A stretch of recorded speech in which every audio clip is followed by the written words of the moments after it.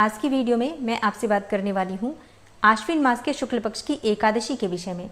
आश्विन मास के शुक्ल पक्ष की एकादशी को पापांकुशा एकादशी के नाम से जानते हैं।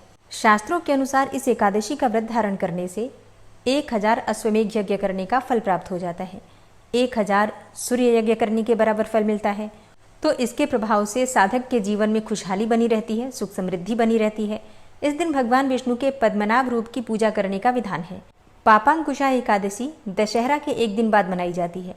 ऐसा माना जाता है, मतलब ऐसी पौराणिक मान्यता है कि त्रेता युग में भगवान श्री राम जी अपने भाई भरत से इसी दिन मिले थे। दशहरे के बाद इसी दिन एकादशी के दिन ही भरत मिलाप हुआ था।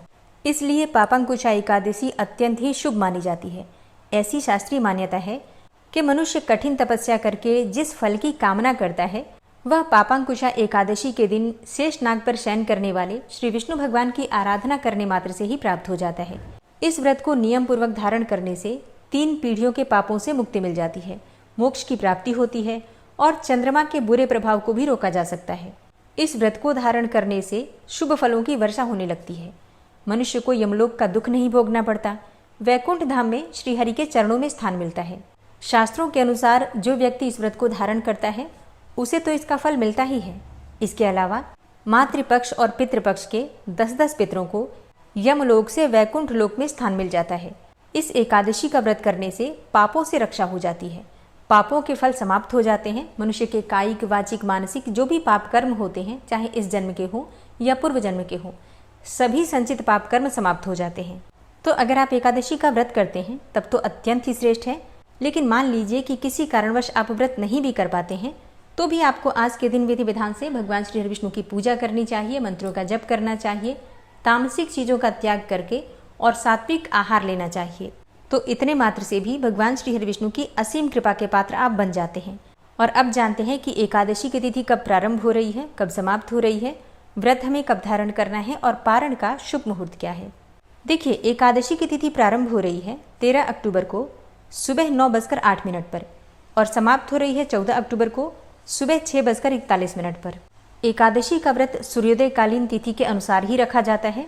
ऐसे में 14 अक्टूबर 2024 को सूर्योदय कालीन एकादशी की तिथि हमें प्राप्त होगी।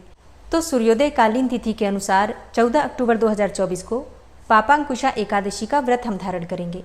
अब जैसे कि कई स्थान ऐसे हैं जहाँ पर 13 अक्टूबर को भी व्रत रखा जाएगा, क्योंकि 13 अक्टूबर को पूरे दिन की एकादशी है। ऐसे में बहुत से स्थानों पर 13 अक्टूबर को भी व्रत रखा जाएगा। लेकिन 13 अक्टूबर को दशमी युक्त एकादशी है। दशमी युक्त एकादशी नहीं करनी चाहिए। इसलिए आप लोग अगर व्रत करते हैं तो सूर्योदय कालीन तिथि के अनुसार 14 अक्टूबर को ही एकादशी का व्रत कीजिए।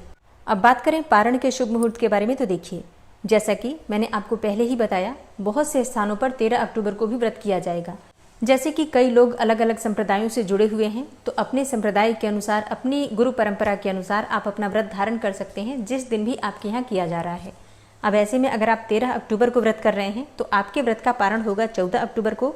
और 14 अक्टूबर को पारण करने का जो शुभ मुहूर्त आपको प्राप्त हो रहा है दोपहर में 1:17 से दोपहर 3:35 तक।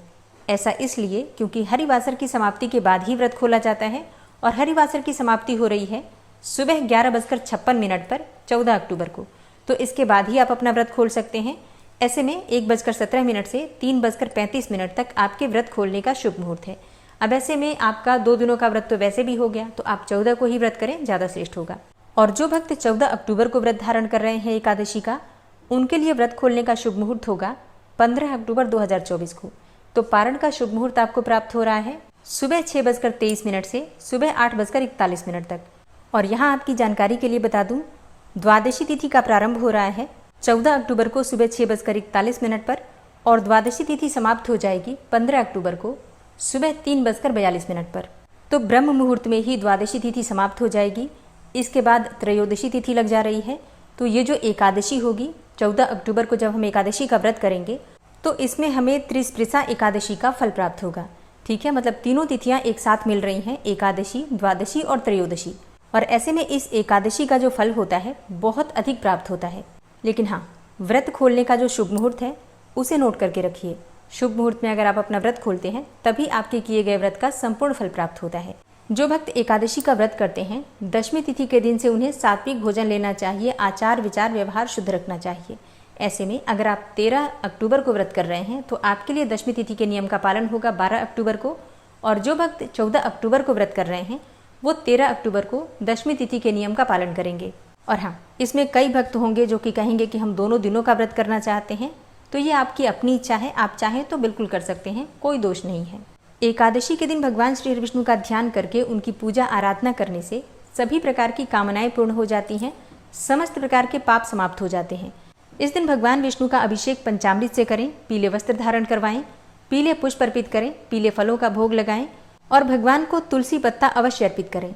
इसके बाद धूप दीप अर्पित करके विधि विधान से उनकी पूजा करने के बाद अपने मन की कामना कहते हैं तो निश्चित ही आपकी कामना पूर्ण होती है। एकादशी की रात्रि में जागरण करें, फिर द्वादशी तिथि में प्रातःकाल उठकर स्नान इत्यादि करके भगवान श्री विष्णु की विधि विधान से पूजा करने के बाद ब्राह्मणों को भोजन करवाएं, फिर स्वयं भी शुभ मुहूर्त में अपना व्रत खोलें।